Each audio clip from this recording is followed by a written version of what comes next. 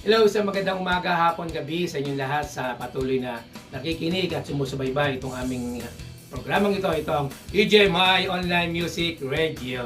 Ayan, tayo po ay muli ay nakabalik sa ating pong programang ito na kung saan ay patuloy na ito po inyo po napapakinggan dito po sa aming pong radio station ng EJMI.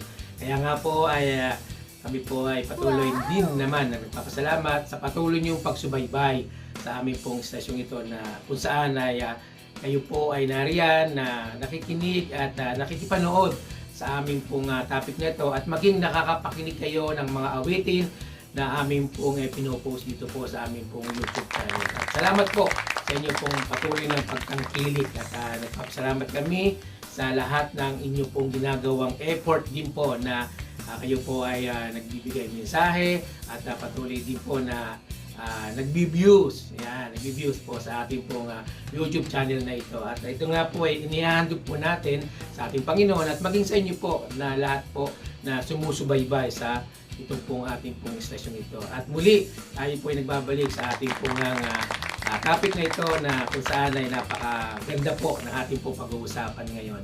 No, at nagpapasalamat po muli muna ako sa inyo sa lahat po na patuloy na kumakapit at nagbibigay ng support sa ating pong istasyong ito. At maraming po salamat po. Ang Diyos na po ang bahalang magbigay ng inyo pong maawigawad sa inyo, yung mga panalangin po ninyo na ninanais niyo po sa inyong buhay, sa inyong sarili, sa inyong pamilya. Sa lahat po ay ito po ay naway tugunin o tugunan ng ating Panginoon. No? At salamat po. At nakikita po natin yung mga nangyayari ngayon sa Pilipinas. At dalangin din po tayo po ay manalangin na naway maging maayos nga po ang pag-iimbestigasyon sa ito nga pong nangyayaring flood control na to. At I believe na lalabas po ang tunay at katotohanan po. Sapagkat ang Diyos ang tunay na siya nagbibigay ng tamang panahon, oras o yung pagbibigay ng katotohanan na ilalabas at lalabas din. No, at sabi nga po ay walang perpekto. Maaaring may nagkamali, mayroong nasilaw sa kapangyarihan o pera, ay patuloy pa rin po tayong manalangin sapagkat yun naman po ang ating pong sandata, especially sa ating mga Kristiyano o kahit hindi Kristiyano ay yun po ang ating pong sandata na tayo po'y manalangin sa Diyos upang tayo ay tulunin sa ating pong mga dasal na ito. At magkaisa, bawat Pilipino hindi magkawatak-watak, kundi magkaroon po ng isa pong layunin na ilabas, ihayag, ilantad ang katotohanan sapagkat, oo nga po, yes po, totoo po yun. At tayo naman po lahat ay nagbabayad ng, especially ng tax ang bawat isa. Kahit bata pa o sanggol ay nakakapagbayad na rin po ng tax. Paano? Di ba? Kapag ang nanay uminom ng mga vitamins, kumakain ng masustansya, binibili po niya yon. So may tax po yon. So habang binibili yung bata ay may tax na po siyang binabayaran, no? At paglabas niya, nandun na yung mga gatas, mga diaper na yan, o mga kailangan niya paglaki, nandun na po yung tax, di ba? So lahat po tayo walang masasabi na hindi po tayo nagbabayad ng tax at nagagamit ng gobyerno. Ito po hindi po pagpapasaling, kundi ito ay pagpapaunawa na tayo po lahat ay accountable sa ating pong nangyayari dyan sa Pilipinas, kung saan kung hindi naman tayo kailangan magsalita o mag-broadcast sa ating pong publiko, ay manalangin po tayo sa ating po. At I believe naman po na ang Diyos po ay laging pong tutugon sa ating pong mga dasal. No? At salamat po muli sa inyo pong mga panalangin na kung saan ay ito pong ating session nito ay nagtatagal po. At ito po ay handog po natin sa lahat po, especially sa ating po mga OFW na nasa ibang bansa, sa ibang panig ng bansa, ay naway kung saan po kayo nariyan o ano ginagawa ninyo sa mga oras nito ay patuloy na gabayan kayo, patnubayan at ingatan ng Diyos. Yun lamang pong ating pong naisin upang ilapit sa ating Panginoon. No? Napakaganda po natin pong topic na ito. Ang topic po natin ito ay, sabi nga po sa topic ay, bakit ka nag-aalinlangan?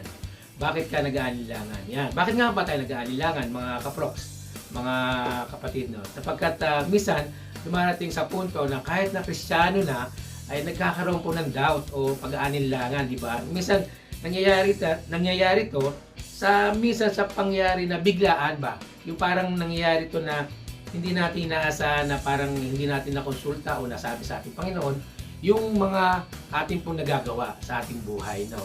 At nagkakaroon tayo ng doubt dahil humihina ang ating pananampalataya. Hindi yung parang kailangan dapat lagi tayong nagkakaroon ng komunikasyon sa ating Panginoon. Kung kaya nagkakaroon tayo ng doubt, na minsan alam mo na tama na gagawin mo, ay teka sandali, tama ba? O, di ba ganun? Parang ganun nangyari. Alam niyo po ba no, sa panahon ng ating Panginoon, ito po yung ating pong matatagpuan na sa aklat ng Biblia, ito po yung verses na Matthew 14:22 hanggang 32. Yan po, ito yung ating Panginoon na siya ay lumakad sa ibabaw ng tubig, no, di ba? So, yung iba dyan ay maraming nakakalam, at iba naman po ay nais ko lang pong i-share to sa inyo.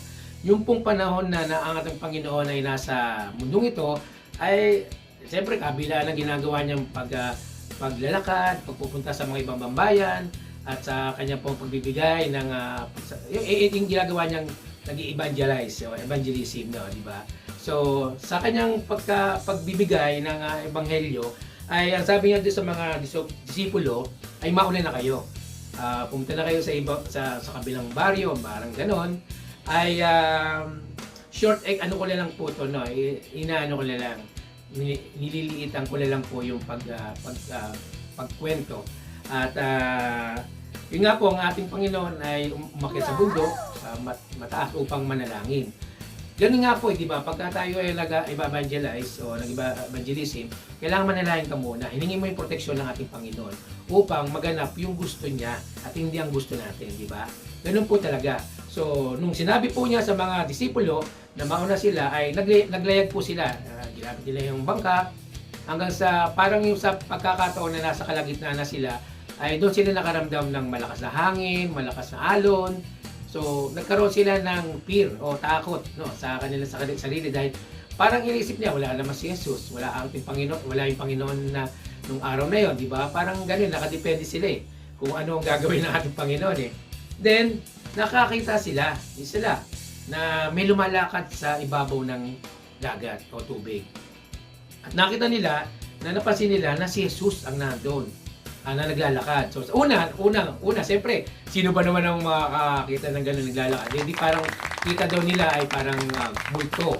O yan. So, siguro sa panahon na yun, ewan ko lang kung ano po yung tawag sa kanila. sa tawag ng multo. Pero sa atin, sa panahon natin, o English, o ghost, o multo. So, parang nakakita sila gano'n na, of course, parang kahit ako siguro na, ano ba to? Naglalakas sa ibaba o floating ba? So, masasabi mo na ikaw ay matatakot sa parang multo ang makita mo. Nung nakita nila si Jesus, si Pedro nagsalita niya, sabi niya, si Jesus pala yun, sabi niya gano'n, ang ating Panginoon. So ang sabi niya, chinalis niya ang ating Diyos, chinalis niya ang ating Panginoon. Ito yung una, chinalis niya. Sabi niya ay, Panginoong Jesus, marapating mong pumunta ako diyan sa iyo. Yan, challenge yun, ha? Sabi niya, siyempre, gusto niya maranas na maka-experience na makalakad sa ibabaw ng tubig. So parang saya, di ba? Parang gano'n. Parang makakalapit ka sa ibabaw ng tubig. Kahit naman tayo minsan sa atin, no. Parang pinipili mo na makakatungtong ba ako sa ibabaw ng tubig. Di ba? Common sense, lulubog ka, di ba? Sense 'yon na babaksa ka sa tubig. Lulubog ka talaga, ano. So parang challenge niya ang Panginoon. Eh di Panginoon naman accept your challenge. Ina-accept niya yung challenge di ba? Ating ang Diyos lahat inaako niya. So sinasabi niya na, sige, pumunta ka rito, lumapit ka sa akin, Pedro. So si Pedro naman lumapit. So, isa nung unang paghakbang niya sa pagbaba niya sa bangka ay, wow, naka-floating siya, nakatungtong na siya, para siguro nakatungtong siya sa lupa o sa simento, di ba? No? So maalwan pa, kahit na siguro naglalakad siya, maaaring nababasa yung paa niya, pero matigas yung tinutuntungan niya palapit sa ating Panginoon. So, isabihin, yung challenge na sinabi sa Panginoon, inaccept ng Panginoon, ginawa na niya yung ano yung binigay niya, yung kanyang binigay na pahintulot na siya ay lumapit. Habang siya ay lumalapit, eto na, ay nakaramdam siya ng lamig, at saka yung nakita sa paligid niya, tumataas yung alon, talagang parang galit, nagagalit yung mga alon. So, habang lumalapit siya, napapansin niya, lumulubog na rin siya. No, lumulubog siya. So, ano sabi niya? Panginoon, tulungan mo ako. Yan. Panginoon, tulungan mo ako. Siguro maaaring sinasabi niya, Panginoon, tulungan mo ako, lumulubog na ako. Malulunod ako, para siguro gano'n sa mga panahon na yun. So, miniksi lang nila. Ngayon, ang sabi ng Panginoon, huwag kang matakot. Don't be afraid. Yan. Huwag kang matakot. Ito ako, di ba? Huwag kang matakot. So, kinuha ng Panginoon ang kamay, nawakan ng Panginoon ang kamay ni Pedro at siya umahon. No, umahon siya. So, sabihin, yung sinabi niya, ay doon sinasabi niya na sabi niya, huwag kang matakot, ikay aking kasi sabi ni Pedro, Lord, Panginoon, iligtas mo ako. Yan, yung mga ganyang mga salita eh. Lord, iligtas mo ako. So, sabi, ginawa ng Panginoon yun, niligtas niya yun. Niligtas niya si Pedro at tinawakan niya ang kanyang kamay. Yun nga, siya po ay umangat uli. So, ngayon, ang sagot niya, sabi niya doon, Panginoon ay, sabi niya, sabi ng ating Panginoon, bakit ka nag-aalinlangan? Yan. Lumiliit ng iyong pananampalataya. Sabihin, lumiliit, sa parang salitang nawawala ang iyong pananampalataya. Diba? So, ganun. So, ibig sabihin, sinabihan din ng Panginoon. So, bilhin nyo mga kaproks, mga kapatid, no? Doon pa lang, marami ng mensahe ang sinabi ang Panginoon. Una, huwag kang matakot. Pangalawa, kinaling siya, inaccept niya. Pangatlo, sinabi niya na sisave kita. Pangapat, ano pa, yung huwag kang matakot, huwag kang mag-anilangan. Bakit? Lumiliit ba ang iyong pananampalataya? So, isabihin, bilang tayo bilang mga kapatid, ang mga Kristiyano na o mga hindi Kristiyano, minsan ganito eh. Ito nangyayari. No, tina-challenge natin ang Diyos, no. Tina-challenge natin ang Diyos, minsan sinasabi natin na gagawin ko to, susunod ako sa iyo, pero gawin mo muna sa akin, di ba? Eh di naman po pwedeng ganoon, di ba? Kaya nga ating Panginoon siya, napakataas niya at siyang lumalang sa atin. Pero ginagawa pa rin ng Diyos. Kasi, ang gusto mo, will mo yan, so binibigay ng Panginoon. Ina-allowed niya. Pero ano sa huli? Di ba tumatawag pa rin tayo sa Panginoon? Di ba? Lord, save me. Lord, tulungan mo ako. Di ba? Ganun tayo eh. Minsan, meron tayong dumarating sa pagsubok na tayo yung pagsubok, dumarating yan, although nangyayari talaga sa buhay natin mga pagsubok. Pero bakit parang pagka masagana, hindi mo matawagan ng Panginoon? Hindi mo pasalamatan ng Diyos? Hindi mo masabi na, Lord, salamat po sa araw na ito. Niligtas mo ako. Para saan? Niligtas mo ako dahil buhay ako sa araw na ito. At ginising mo ako sa araw na ito. Simple, di ba? Pero hindi natin magawa. Kasi, ang lagi natin minsan nasasabi sa ating Panginoon, Diyos ka eh. Hindi naman po pwedeng bantayan ka ng Panginoon na lagi lang na parang sinasabi mo na sa taga-bantay mo. Magpasalamat ka rin. Magsabi ka sa Diyos, Lord, thank you. Salamat sa pagsubok na to at nalampasan ko. Dahil sa iyo. Di ba? Hindi mo po pwedeng sabihin na, hindi, ina-allow ng Lord na magkaroon ng problema tayo eh. O ako eh. Hindi ganoon. Hindi na-allowed ng Diyos na ikaw magkaroon. Kundi, binibigay ka ng pagkakataon na pag nalampasan mo yun, yun yung fulfill mo, yun yung mangyayari sa buhay mo na talagang nalampasan mo yung pagsubok. Nagkasakit ka, glory to God. Ang hirap nyo, di ba? Nagkasakit ka, sabi mo, glory to God. Sabihin mo sa Panginoon, Panginoon, pupuri ako sa iyo sapagkat ang aking katawang ito ay ito'y pag-aari mo. Di ba? So, glory to God. Dahil siya ang Diyos ang magpapagaling sa iyo. Di ba? Ganun po eh. So, minsan nangyayari to na ginagawa natin yung bagay na minsan sinasabi natin sa Panginoon na gagawin ko to, Lord. Ito na po yung gagawin ko sa buhay ko. Pero nagda-doubt ka. Nagkakaroon ka na, alam po sa mga Kristiyano, sa mga born again, kapag pumasok sa Kristiyano, ang daming pagsubok, ang daming nangyayari sa buhay, yung mga kaibigan nawawala, yung mga business parang yung mga business ko baka hindi ko na pwedeng gawin, di ba? Kasi against to sa pagiging isang Kristiyano. Ano 'yon? Yung magtinda ng mga sigarilyo, magtinda ng alak, di ba?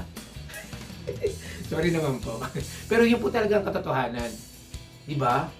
So, parang iniisip mo na susunod ka, pero nag-aalinlangan ka. Yun po yung aking pong sinasabi. Susunod ka, pero gusto mo, takpan ng Panginoon yung mata niya at pati tenga niya na hindi marinig yung gagawin mong mali rin. Pero susunod ka. Mapakahirap nyo, di ba? Kasi katulad ni Pedro, sumunod siya, talagang straight to the point na talagang bumaba siya, wala siyang pakialam siguro sa sarili niya, maluluto o hindi. Pero nung nandun na siya na nag-enjoy na siya, hiniheli na siya ng Diyos na, yes, ang sarap pala ng ganitong buhay, ganitong sarap ng ganitong pangyayari na umiga ka sa maraming pera, yan ganyan, di ba? Hindi ganun. No. Ngayon, nung dumating na siya doon sa puntong yon, ito na, naramdaman na niya yung mga trials sa buhay. At doon tumawag si Pedro. At maging tayo, minsan ay tumatawag, huli na. Nasabihin natin pa Lord, tulungan mo ako. Diba? Tulungan mo ako sa problemang ito. Pero ilang taon ka nagpasasa. Ilang taon ka na naging para kang Diyos-Diyosan ng mga tao. Diba? Isip po tayo. Diba? Kapag tayo ay humiling at nagsasabi sa ating Panginoon, sabihin natin ng totoo, diretso. Sabi nga, Prox, wala namang perfecto. Of course, wala namang talagang perfecto eh. Nobody's perfect. Pero, ang ginusto ng Panginoon, nga pag ikaw nagkakamali, mag-sorry ka, humingi ka ng tawad at huwag mo lang gawin. Yun ang importante. Diba? Ito, itong ginagawa natin na papahayag ng salita. Meron isang pastor na nagsalita na kapag short exhortation o preaching, ang content mo, hindi ka panonoodin ng mga tao. Kasi, nasasaling sila eh. Pero, subukan mong mag-entertainer. O mag-entertain ka, gumawa ka ng kalokohan. Diba? Ang daming views. Ang daming nanonood. Dahil, ang gusto ng mga tao, yung mga kisisiya ng mata. At ng kalooban. Gusto ko masaya eh. Paano kapag dumating ang Panginoon? Diba? Wala. Or, kuhanin tayo ng Panginoon. Wala. Diba? Lord, sabi mo, magpakasaya kami nung nasa lupa kami. Of course, pwede naman. Pero piliin mo pagiging kasiyahan mo. Hindi naman niya sinabi na lagi kang malungkot. Hindi naman sinabi magkaroon ka ng kapighatian. Diba? May kasiyahan. Kaya nga doon sa Biblia, diba? Na yung mga ngaral, diba? Sorry, mga ngaral. O, di ba? Marami doon na sinasabi na may araw ng kapighatian, may araw ng kalungkutan, may araw din ng kasiyahan, may araw ng pagsilang at may araw ng kamatayan. Tandaan po natin yan, mga kaproks, mga kapatid.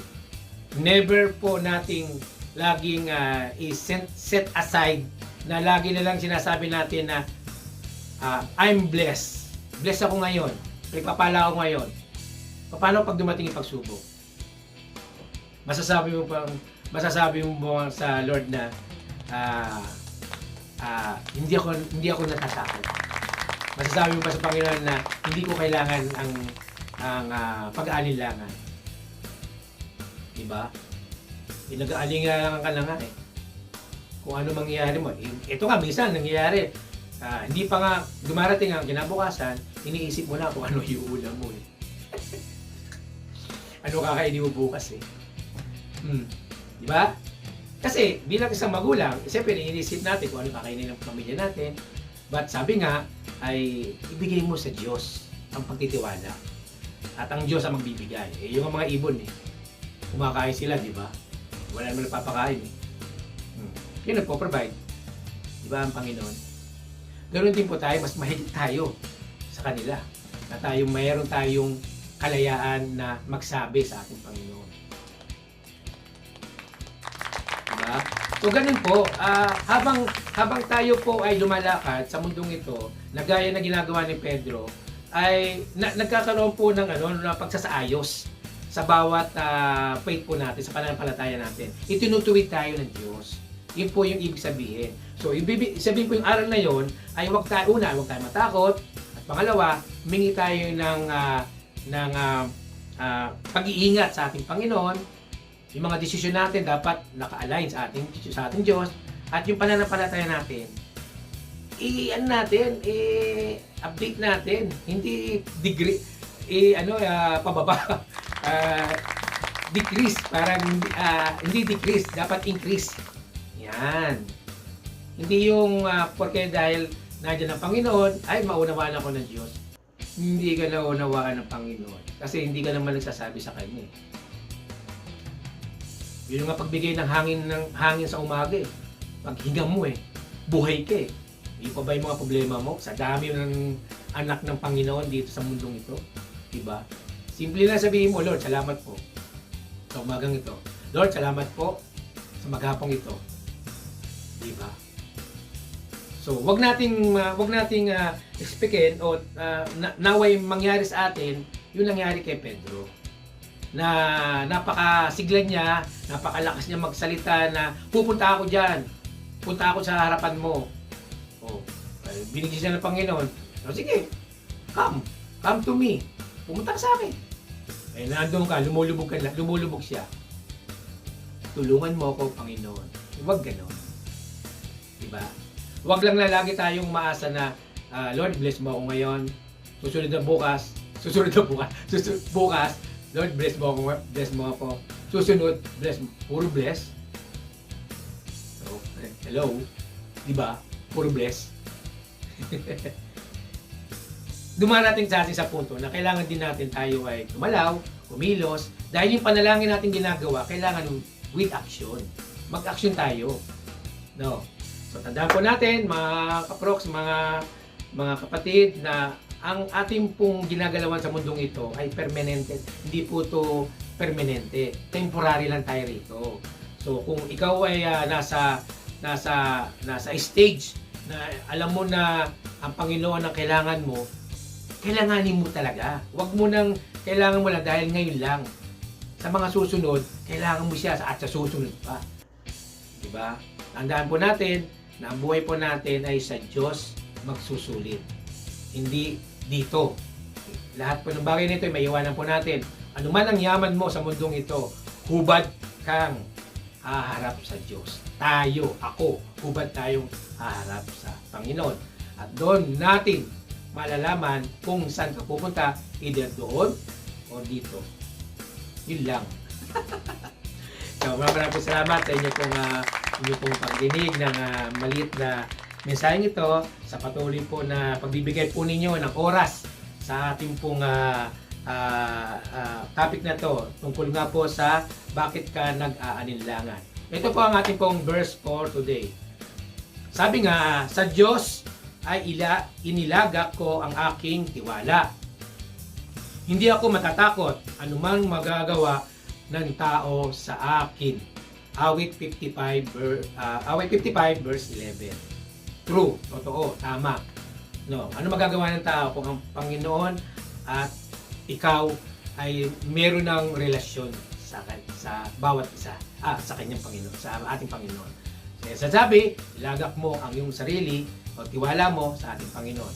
Walang magagawa ang tao. Ito po ang ating pong quote for today. Sabi nga, sa quote for today nito, ang tao nga naman ay naniniwala sa to see is to believe. Yun. Sa Diyos, siya ay nagbigay ng buhay at hininga, hindi pa rin naniniwala. So, saan ka kaya nabibilang? Naputol pa ako. Saan ka nabibilang? Yun. So, ibig sabihin, ang tao kasi, minsan, to see is to believe. Gusto mo naman makita kung ano yung nangyayaring miracle o ano mang magagawa ng ating Panginoon. To see is to believe. Pero hindi niya alam na yung Diyos na nagbigay sa kanyang buhay, hindi pa ba sapat yun para to see is to believe? Diba? Kaya ang tanong doon, saan ka ba talaga nabibilang? So, yun po, mga kaprof, mga kapatid, salamat po sa maiksing topic na to na patuloy namin pong sinishare po sa inyo. At yan, supportahan niyo po ang bawat aming po mga topics na ito. At nawa ay magkaroon po tayo ng isa pong tunay na relasyon sa ating Panginoon. Nawa ay patuloy natin hingiin yung gabay, patnubay. Nawa ay huwag tayong lumubog na gaya ni Pedro sa tubig na naging sanhi na hindi na nakaahon. No. At atin tandaan po natin na totoo, ito'y totoo, na merong langit at merong impyerno. At huwag po natin asahan na tayo po'y mapunta doon. No, sa impyerno. At asahan po natin na ang Diyos naman po ay laging pong nakikinig sa ating pong mga dasal, sa ating pong ginagawa. Sabi ko nga po, ay, hindi po tayo perfecto, pero ang Diyos ay tunay at merong kahabagan na ibibigay para sa atin. Magtiwala lang po tayo. Mga OFW ay shoutout po sa lahat po ng nakikinig at sa akin pong apo na si Rio Bennett Sayon. Yes! At salamat po sa lahat po ng 42,000 plus po na subscriber. Nawa po tayong lumitaw at i-share po natin to ating pong topic nito at maging mga awitin at paki-share na lang po sa bawat ating pong mga kaibigan, ating mga ating pamilya, no, para po naman po sila ay mairating yung maiksing mensahe ng Panginoon na nais pong ibahagi sa lahat. Yan, muli, ako pong yung pong si Prox Benz na nagbibigay po na nawa lahat po ng inyong pong panalangin at dasal sa mga oras nito at sa mga hinihintay niyo pang mga panalangin, naway tugunin, bigay ng Panginoon in God's time. Yan. At wag po tayong bibitaw. Mag-ingat po tayo lagi at lagi po tayong manalangin at magpasalamat sa Diyos. Muli, ito ang EJ My Online Music Radio. God bless.